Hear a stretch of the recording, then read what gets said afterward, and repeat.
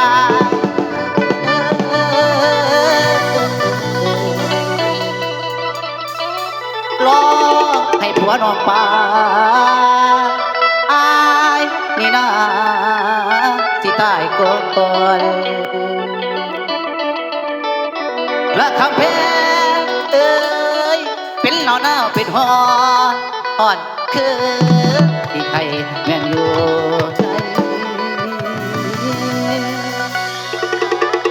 ลานางเอ้ยนะไอ้ลืมเจ้าบ่ได้แม่นสิผ่านมาหลายปีใจอายบ่เคยดีเรื่องเริ่มเดิ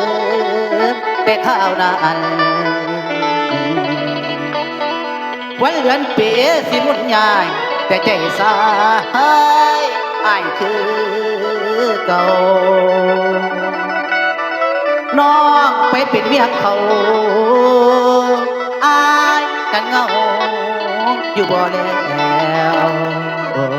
มันเป็นแปลวอยู่ว่าตัว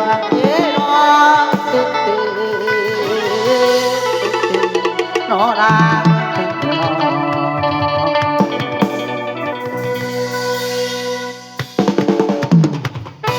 ทุกสวัสดีพ่อแม่พี่น้อง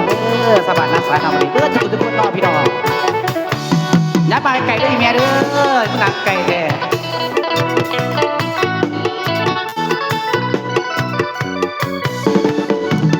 เกลือปลากินให้บอกกินเอาปลาตั้งแต่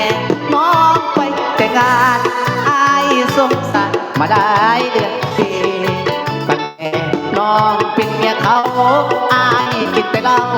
น้ำปลาเลือปีให้จะหาบ่เด้อบ่ดีหักคนดีเมื่อเพื่อนนิทานปากคนรู้นะตัวเจ้าเอาผัวอายยังหำพรคิดพอดบางสวบบางตอนได้หำพรทุกวันสิขาดอายก็ยอมตายคือมาคักหลายไปเด้กันลาเจ้าเอาหูกวานมายันของทางสวรรค์เปิดฟ้าคือบ่เห็นใจไปอยู่คนละกาวให้ก็ดำสอบเป็นสองได้บ่ได้ติดก็เงียบหายแต่ว่าตัวติดตามคนดีติดตามทุกความเคลื่อนไหวติดต่อบ่ได้สิทธิ์อายบ่มีไม่ไปหาไปเจ้าศาสตร์นี้ทักคนดีไฟบ้านบ้านยังคิดว่าทรมานบ่ค่อยใจได้น้อยสู้ต่ำคือหน่วยใจนอนห่อให้ย้ำเขาสองเปิดเลยไอ้นั่นคือคนตายคิดหอดตายแต่น้ำนองขอแค่เธอไม่เกิดทุกทีเมียไปน้องดีเมียกันวันนี้นำมาเบิ่งดูวันนี้มั่นจ่าคนแล้วพี่น้องแก้กลัวคนนี้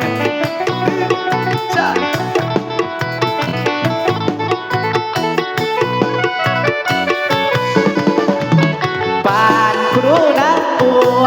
เจ้าหัวอายยังอำพรคิดฮอดบางส่วนบางตอนได้อำพรทุกวันเวลาสิขาดอายก็ยอมตายคือมาขักหลายไปเด็กกับเจ้าเอาหัวก็ยังขอบทางสวรรค์ตัวเดิมฟ้าคือบ่เห็นใจไปอยู่คนละกาวอายก็ดำสองเป็นสองลายบ่ได้กับให้แต่ว่าตัวติดตามคนดีติดตามทุกความเคลื่อนไหวติดต่อบ่ได้สิอายบ่มีได้จะหาเจ้าศาสตร์นี้หักคนดีบ่มีไฟบ้าปานยัง คือว่าทรมานบ่ค่อยได้ร้อยสู่มือต่ำอยู่ด้วยใจนอนห้องในยับเขาสองเปลี่ยนใจไอ้นั่นคือคนตายคิดทอดตายแต่น้ำรองขอบเต็มแล้วตั้งใจได้ที่แล้วกันทั้งใจเพิ่งงามไปวันนี้เนาะหายมาทราบมันกี่ทุกให้พี่ทุกเศร้าได้ไปไหนกันทุกอีเมลไปบ้านกี่เนาะดีแม่พี่น้องเข้ามาเนี่ย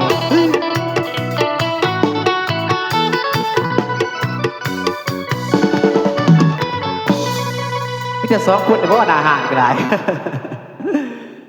ครูเข้าใจเด้อตั้งใจข่อยเนาะมาเตียนอาหารมานี่คือนางไก่แท้อีเมลเจียนมอลำอยู่ว่านางไก่แท้คำว่าไหนไปเด้ออีเมลเด้อเอาบันนี้ขอเสื้อท่านน้องไส้ไปเด้อน้องไส้ไปบันนี้น้องไส้กินหน่อยข่อยเนาะแหลกสวรรค์ไปดูกับบ้านนักกับสวนพี่น้องซาบานหน้าศาลเฮาบันนี้สบายดีเด้อพี่น้องชาวบ้านอาสาเนาะมาแล้วบัดขอเสียงคนโสดเด้อคนสวนไสบัดนี้คนโสดมาเด้อผู้สาวเมียเพิ่นอยู่ไสน้อบักลาคือสันแท้บักลาเอาเพลงคือเก็บบักท่านคือเก็บบักท่านภาษาเนาะจัดไปบักลาไปบัดนี้เพจดวงไม้พี่น้อง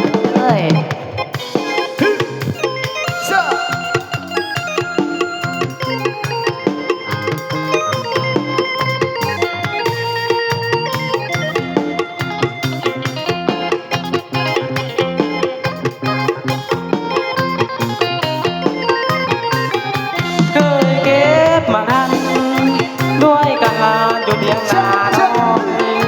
ไปกินเที่ยงคู่กับบ่อยที่นาป้าจอยลูกสังมาแล้วพี่น้องมาแล้วเฮ็ดสมอเฮ็ดพออยู่ป่าอีหังบัดนี้กลายเป็นเลิกความหลังป่าอีหังมาเป็นมาลายเคยเก็บกล้วยบ่มเคยงมเมาป่าพอกังได้เครื่องคู่ปีญายกให้นาบ่ได้เสียดายเคยขึ้นมาตุ้มไปต้มแล้วเอาเข้าบ้านนั่งกินเคียงกันละกับไม้จำบ่ได้เดี๋ยวตีมันโดนส่วนตัวอายจังใดก็จำได้อยู่กินเลยเป็นไงเคยเก็บกับผู้ขอบใจ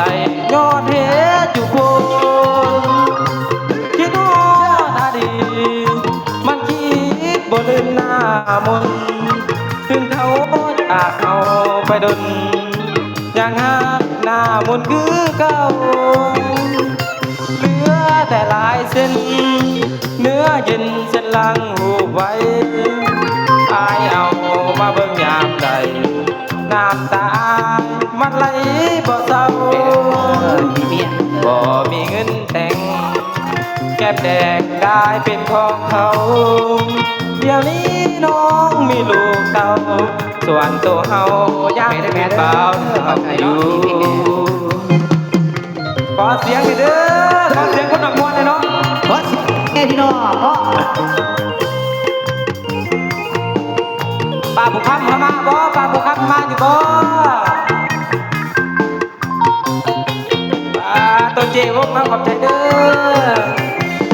ส่วนตัวอายจังได้ก็จำได้อยู่เคยเก็บกับผู้อ้อมใส่ยอดเฮ็ดอยู่บนกินฮอดอดีตมันคิดบ่ลืมหน้ามนถึงเขาจากเขาไปดนยังหาหน้ามนคือเก่าเหลือแต่ลายเส้นเนื้อเย็นสลังหูไว้อายเอามาเบิ่งยามใดน้ำตามันไหลบ่เศร้าบ่มีเงินแต่งแก้มแดงกลายเป็นของเขาเดี๋ยวนี้น้องมีลูกเต้าส่วนตัวเฮายังเป็นบ่าวเฒ่าอยู่ขอเสียงผู้สาวเมียเพิ่นเด้อมาแล้วครับผมมาเนี่ย โอ้ผู้สาวเหมือนกันมากนะมึงนี่เนาะเจลุชาอยู่ทางไหนเนาะเจลุชามาเด้อเจลุชา ตัวเมื่อยไปได้พี่น้องตัวเมื่อยไปเองว่าไปเด้อพี่น้อง สาวเตี้ยสาวแป้งเราซะไปงามเนาะมื้อนี้ โถจักอยู่ให้ยินว่าเจ้า